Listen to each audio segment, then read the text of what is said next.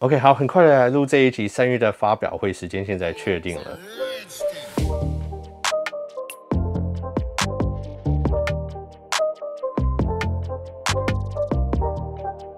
嘿、Hello， 大家好，我是苹果爹。刚刚 Jon Prosser 就是发了一个推文，然后基本上就讲是23号，苹果那天会有发表会。那我们这边来看看他怎么讲。所以他的推文基本上就先讲23，然后最后一个 update， 他一个可靠的来源说那一天会有发表会，那一天的产品会有 AirTags、iPad Pro、AirPods 还有 Apple TV。然后他就说这个就看你们自己怎么去解读跟解释这个讯息咯。OK， 那关于这个23号这个日期，大家要注意的就是2个点。那我们现在就要回头看到他在3月16号的时候，苹果会不会发表出这个邀请函，说他们在3月23号的时候会有这个发表会。那如果16号没有的话，我们就来看看他23号会不会发表出这个邀请函，那看看30号会不会有发表会。那大致上16、23跟30这是3个我们需要注意的日子。那上次听哥有猜，他说他觉得是在23号。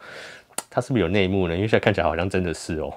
OK， 那我们就先来讲讲这4个产品。那首先 AirTag 是一个我们从去年就期待到现在的一个产品。那现在在新的 iOS 14.5 里面的 update 里面，我们可以看到有一个更清楚的，可以让我们看到将来的 AirTag 可能会是什么样子。那如果你们也有下载这个试用版的 iOS 14.5，你们可以到这个下面它的选项这边有多了一个物品的选项。那你点进去之后，你就会看到这个画面。我这边有一个钥匙，有一个背包，有一个脚踏车。那下面有一个选择叫做加入物品。其实这个钥匙、背包跟脚踏车的画面，我们先前在很多地方都有看到过。那这个在现开发者的套件里面，他们都有看到这个画面。那这也是为什么大家当初就知道会有 AirTag 出来的原因。可是现在这个很有趣，就是你按下加入物品的时候，那这边说正在搜寻物品，请依照制造商提供的指示来让物品可被侦测。OK， 这边讲制造商，他们有讲说，请依照 AirTag 或是苹果什么什么说明书的指示。那你在这边去看它的物品之后，它有一个耳机在左边，然后一个背包在中间，然后在右边有一个行李箱。所以这个再加上这个制造商这个词，就让我想到觉得说，这个 AirTag 的意思应该就是说。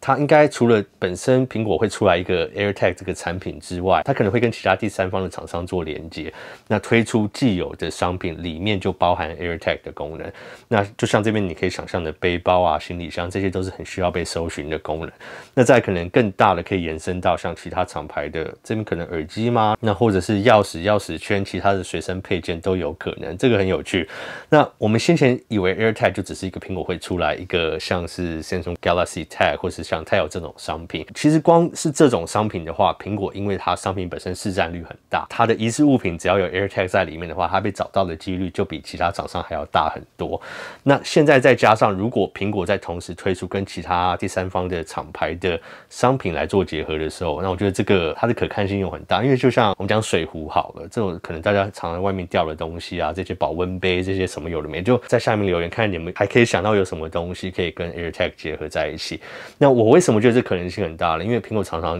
喜欢出这种认证的东西嘛，像 MFI 啊，像是他们的 MagSafe 再也要出认证，就是让其他第三方厂牌可以做他们的商品。那 AirTag 就是一个非常有意义去这样做结合的一个商品。那你可以想象，苹果每一年在这个上面收的权利金又可以多少？那以商业考量来讲，对苹果这个是很合效益。那以其他厂商来讲，能结合到苹果生态链里面系统，就贴上了一个 AirTag for AirTag 这种商标在上面的话，我觉得某方面来讲，真的也会大大增加这个物品被找到的可能性。所以这个是到现在我们可以看到说 AirTag 可能并不只是 AirTag 的一个重要线索。OK， 那下一个我们就来讲iPad Pro。那这个我们先前有讲过了啦。iPad Pro 我们目前看到的就是它设计基本上不会有什么大改变，最大的争议就在于它的萤幕。我们不知道说它的萤幕会是 Mini LED 或是 OLED。那一直有一些很奇怪的讲法，那这也是从一些很可靠的消息来源说会先有 Mini LED， 然后之后明年再换成 OLED。那这个我就觉得让我觉得比较可疑的一个讲法，因为如果说都要升到 OLED， 那为什么今年要换到 Mini LED？ 这个我就不太了解。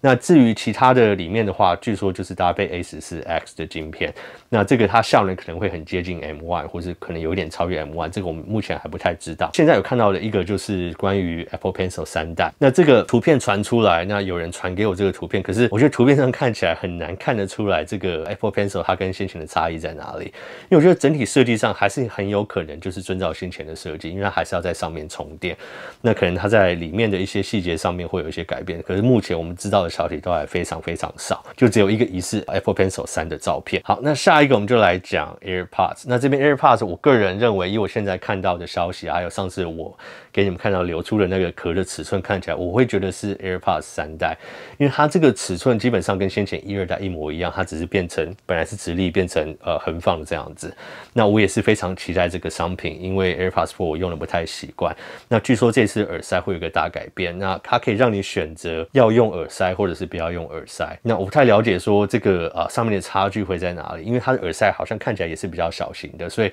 可能也不会像 AirPods Pro 那种会塞住你耳道这种不舒服的感觉。可是我觉得如果搭配通透模式，或者是可能搭配降噪模式的时候，这个耳塞可能就起了它的效益。所以会不会是说，如果你要使用降噪模式的话，那你又可以去忍受这个耳塞在你耳朵里面的感觉的话，你就可以搭配耳塞使用，然后你也可以选择，像我可能会不习惯耳塞，就把耳塞拿掉，就只用通透模式，只用一般模式来使用，这有可能。不管如何，我们确定知道是这次设计会有一个大改变，它在听筒柄的地方缩的比以前短非常多，就很像现在的 AirPods Pro。还有另外一个点就是底下的3个孔啊，就是它在它的壳底下多了3个孔。那有人说这个是充电指示灯，那他说他确定知道只是充电指示灯，那这也不是没有道理，因为我们平常放在不管是 MagSafe 或是无线充电的时候，其实我们比较常看到它下面的地方，那可能它上面的灯就没有了。那有人也说，那可能是喇叭孔，让你在寻找物品的时候更容易可以听到它的声音，所以这个我们等到时候出来我们就会知道了。OK， 那再来第4个产品就是 Apple TV， 这个我们也等了非常非常久。我家里现在用的 Apple TV 还是连 4K 都没有的那一台，因为我就是想要等新的这一代出来再换。那我身边也有人就是在等现在新的这一台。那我目前所得到的消息其实跟上次也没有太大的差距，就是说它可能会结合更多 Apple Arcade 的功能在里面，然后它的遥控器会做一个很大的改款，他们会有一个苹果专门出来为了玩游戏的一个手把，那这可能就是要结合一个更高规格的 Apple Arcade 也说不定。那先前有一个消息传出来是说苹果在制作那种3A 大作，那他们也希望在将来的 Apple Arcade 有这样的游戏可以出来。可是我们都知道3A 大作真的是要花至少5年的时间来完成，所以我不太确定苹果是多早开始投入这样的开发。那它所要搭配的晶片可能也至少要是 M1X 或是 M2 的这种等级，所以我不太确定说这一次在 Apple TV 里面他们会放入怎样的处理器。如果苹果真的是很认真要往这个3A 大作的方向进行的话，那我们先来看看就是说这个东西到底是会是什么样子。那不管如何啦，我觉得不管它这一次出的 Apple TV 是怎么样的改款，是小改款还是大改款，我都会在这一次换。所以我这一次会购买的商品应该就是 AirTag、iPad Pro 可能不太会买， AirPods 3我是一定会买，那或者可能会是 AirPods Pro 2， 这个也有另外一个讲法。那另外就是 Apple TV， 这个也是我一定会买的产品。所以啊，大家我觉得开始存钱，因为这些商品又要出来了。那目前所知道关于 iPhone SE